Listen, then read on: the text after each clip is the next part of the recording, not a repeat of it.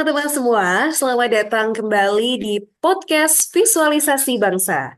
Saya Laila dan hari ini kita akan membahas topik yang sangat-sangat penting dan juga tentunya dekat di hati kita semua. Apalagi kalau bukan rasa cinta tanah air. Di era digital sekarang, terkadang kata-kata aja nggak cukup kan?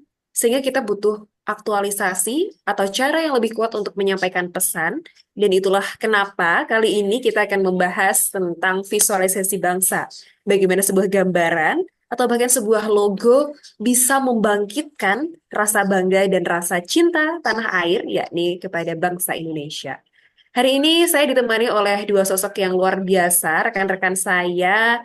Ada Mas Rizky Muhammad Irsyad dan rekan saya satu lagi, Syarif Hidayatullah. Oke, selamat datang. Halo Irsyad dan juga Syarif. Ya, selamat Halo, datang. Senang Mbak bisa Leila. bergabung. Oke. Nah, seneng banget karena kali ini kita akan ngobrol-ngobrol bareng nih ya, guys, tentang visualisasi bangsa. Langsung aja kita mulai dari dasar. Nah, saya mau ke Irsyad dulu nih. Jadi, kalau menurut kamu nih, Syad, sebenarnya kalau menurut kamu tentang visualisasi bangsa itu apa sih? Jadi begini, kalau menurut saya, visualisasi bangsa itu adalah upaya untuk menerjemahkan nilai-nilai sejarah dan kekayaan Indonesia ke dalam bentuk visual yang mudah dicerna dan membangkitkan emosi.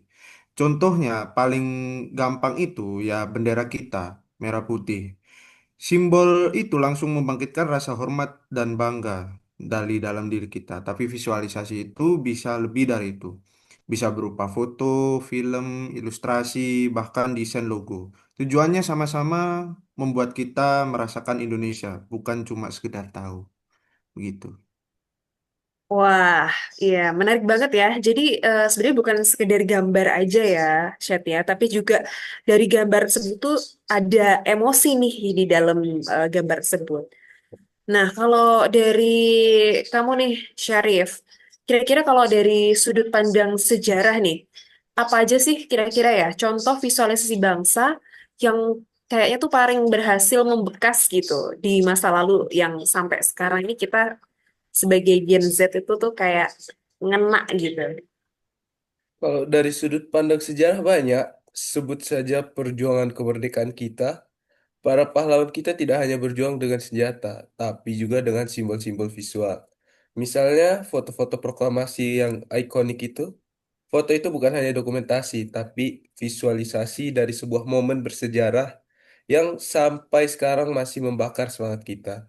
Lalu ada lukisan-lukisan heroik yang menggambarkan perjuangan.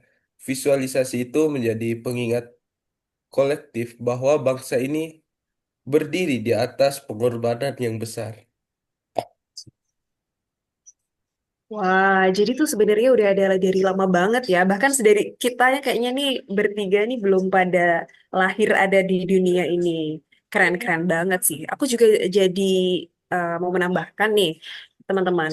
Eh kayak kita yang saat ini sudah pasti kan kita pernah ya nonton film perjuangan G30 SPKI karena kita kebetulan lagi ada di momen September.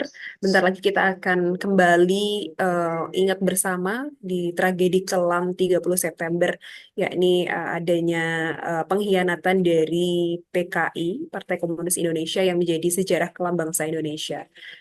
Oke, jadi ternyata dari visualisasi itu bisa membawa kita eh, sampai nantinya di era saat ini nih. Oke, kita sekarang pindah ke era digital. Di era 2025 ini, visual ini bisa bertebaran di mana-mana nih. Nah, kalau menurut kamu nih, Syah, kekuatan visual yang bisa menumbuhkan cinta tanah air di kalangan anak muda kita, Gen Z ini gimana sih?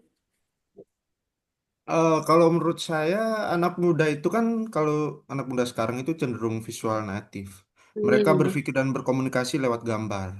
Jadi, visualisasi yang efektif di era ini harus relevan dengan media yang mereka gunakan. Contohnya, video pendek di TikTok yang menampilkan keindahan alam atau budaya dengan musik yang asik atau yang cocok, atau ilustrasi digital yang yang tentang merayakan keragaman suku bangsa dengan style yang lebih modern. Kuncinya adalah menciptakan visual yang bisa dibagikan dan memicu percakapan. Ketika sebuah visual tentang Indonesia itu viral, itu artinya kita berhasil menyebarkan rasa bangga. Begitu.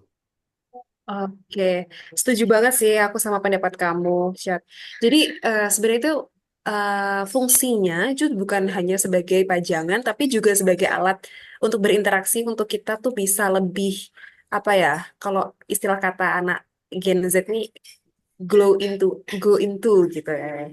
Jadi bisa ngena lah, bisa dapat maknanya gitu ya, bisa ditangkap secara cepat dan juga bermakna. Nah, kalau menurut kamu nih, Rif, apa sih tantangan terbesar dalam menarasikan sejarah dan juga kebangsaan kita ini secara visual di era yang sudah serba digital kayak gini nih? Apalagi udah 5.0 ya. Ya, tantangannya bagaimana menyederhanakan tanpa mengurangi makna. Sejarah kita itu kompleks dan kaya.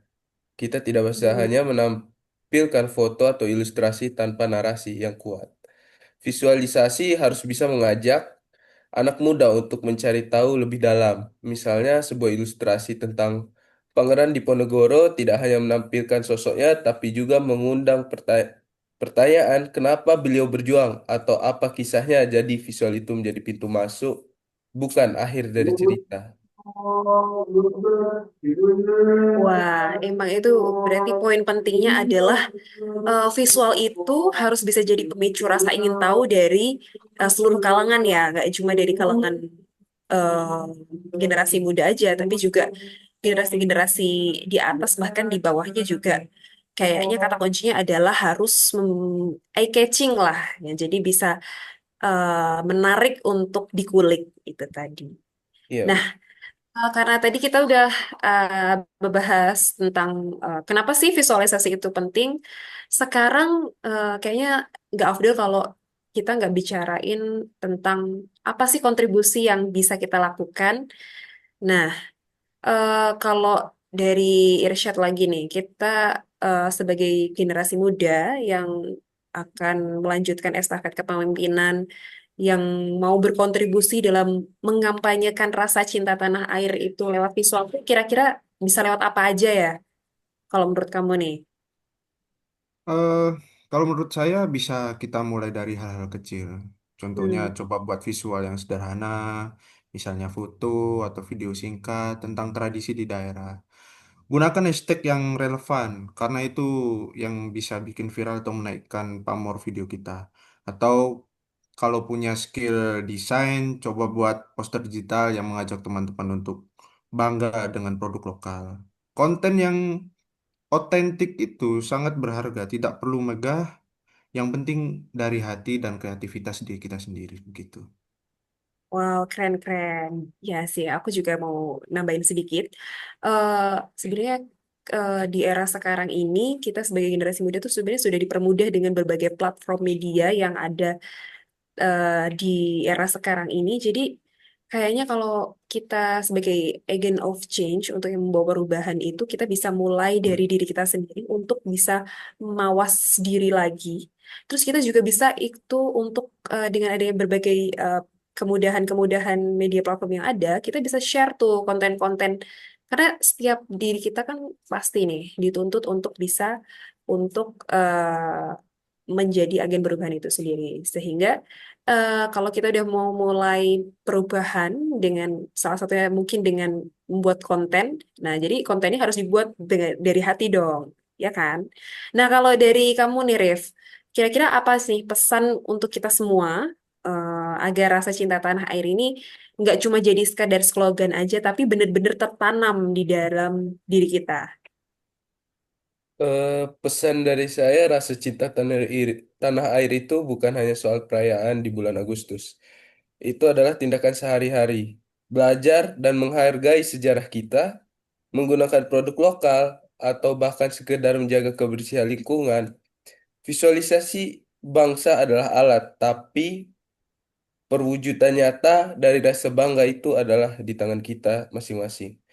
Jadilah bagian dari solusi, bukan bagian dari masalah. Wah, luar biasa sekali diskusi kita kali ini benar-benar membuka Nusantara Cakrawala kita semua. Benar-benar terima kasih buat teman saya, rekan-rekan saya Irsyad dan juga Syarif yang udah mau sharing tentang visualisasi bangsa, khususnya dari perspektif kalangan muda. Semoga juga kita sama-sama berharap, semoga kita sebagai generasi muda bisa turut berkontribusi lebih nyata dan juga lebih berdampak di instansi kita masing-masing. Nah, sebelum aku tutup nih,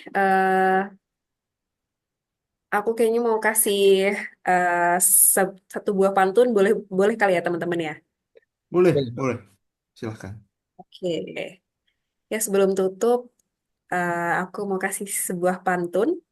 Jalan-jalan ke tanah Jawa, Cakep, Cakep, singgah sebentar ke kota Blitar. cakep. cakep. Indonesia tanah pusaka, ku cinta sepenuh jiwa raga. Oke, itu aja teman-teman. Mari kita jadikan sekali lagi visualisasi sebagai jembatan untuk kita semakin mencintai Indonesia. Sehingga jangan jangan biarkan rasa bangga itu hanya menjadi kata-kata aja, tapi wujudkan dalam karya visual dan tindakan nyata. Mungkin itu saja yang bisa kami sampaikan dari kelompok 3. Terima kasih.